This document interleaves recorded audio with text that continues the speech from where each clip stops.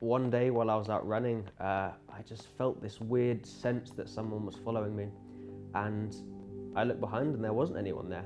And this went on and on and on. For the next few weeks and months, sleep gradually got worse and worse and worse, to the point where I was barely sleeping at all. It all came to a head one day. I went to London, and I started just hearing people talking all the time. Everywhere I went, it felt like being in London when I was in my bedroom. There was just noise, constant chatter all the time. And one day when I went to London, and I was up the London Eye, and we'd gone up to the top, and I looked out the window down into the Thames. I heard someone behind me say, "Open the door and jump out the window." And I was sort of shocked at first. I had no idea who it was, and then I heard it again. Someone said, "Open the door and jump out the window." That's kind of how my journey with psychosis started, I think. It's a funny thing, right? Because I think a lot of us think we know what the term is, sort of hearing voices, stuff like that, but it really is hearing voices. It's not thinking you hear voices. It's not sort of imagining you're hearing a voice in your head. It's like a clear, crisp voice. For me, it was right by my head. It was literally as someone was right here talking to me.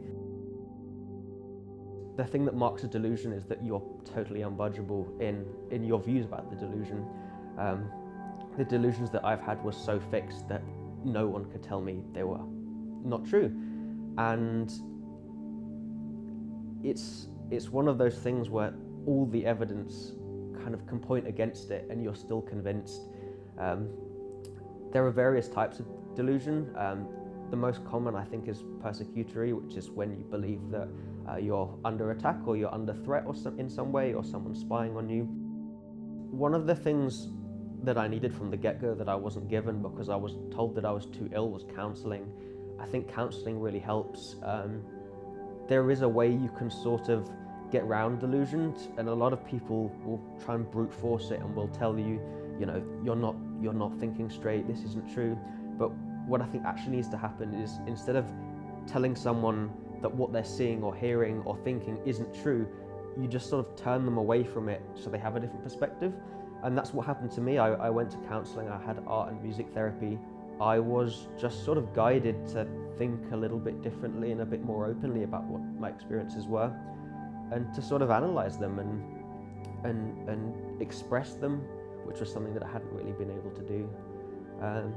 So yeah, having counselling really, really helped me navigate the delusions and the hallucinations.